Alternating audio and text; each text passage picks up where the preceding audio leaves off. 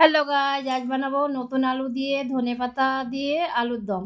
ধনেপাতা আছে, রসুন, কাঁচা লঙ্কা, আদা কুচি আর পেঁয়াজ, এগুলোকে আমি এখন পেস্ট করে নেব। আর আলুটা আমি নুন দিয়ে অল্প সেদ্ধ করে নিয়েছিলাম। এখানে গ্যাসে কড়াই বসিয়ে দিয়েছি, কড়াইটা গরম হয়েছে, সর্ষে তেল দিয়ে দিয়েছি। তেলটা গরম করে শুকনো লঙ্কা আর সাদা জিরে ফোড়নে দিলাম। ফোড়নটা 2 সেকেন্ড ভেজে নেব যাতে একটা সুন্দর গন্ধ বেরোয়। এখন দিয়ে দেবো, দেখো আমার ফোড়নটা ভাজা হয়ে গেছে। এখন দিয়ে দেবো আমি আলুগুলো দিয়ে আমি অল্প টাইম ভেজে নেব।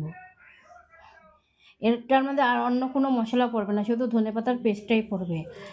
আর এখানে অল্প হলুদের গুঁড়ো দিয়ে দেব। হলুদের গুঁড়ো দিয়ে লাল লাল করে ভেজে নেব। এটাতে হলুদের গুঁড়ো না দিলে বেশি ভালো লাগে না, আমরা তো বাঙালি মানুষ, হলুদ না হলে কিছু হবে না, তাই আমি হলুদটা দিলাম অল্প। হলুদ না দিলে একদম সবুজ কালারটা থাকে পুরো। তো এখন দেখো আমার আলু ভাজা হয়ে গেছে, দিয়ে দিলাম ধনেপাতার পেস্টটা। এখন আমি এটাকে মিশিয়ে নেব, ভালোভাবে মিশিয়ে নেব। মিশিয়ে আমি 10-15 মিনিট কষাবো। আর এখন আমি অল্প জল দিয়ে দেবো, মিক্সি ধুয়ে আমি এটাতে অল্প জল দিয়ে দেবো।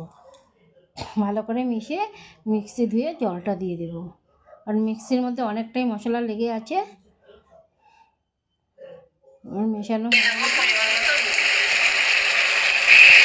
পরিমাণ মতো নুন দিয়ে আমি ভালো করে মিশিয়ে নেব। আলুটা সেদ্ধ করার সময় অল্প নুন দিয়েছিলাম, তাই আমি আমার হিসাব মতো দিচ্ছি। আর আমরা অল্প নুনটা কম খাই সবজিতে, তাই নুনটা কম দিচ্ছি। দেখো কি সুন্দর কালারটা, একদম সবুজ হয়েছে। যে আলুটার মধ্যে হলুদ যদি না দিতাম তাহলে একদম পুরো খুব সুন্দর লাগতো দেখতে, আর খেতেও খুব ভালো হয়। কষানো হয়ে গেছে, আর অল্প নুন লাগছিল, তাই আমি আর অল্প নুন দিয়ে দিলাম।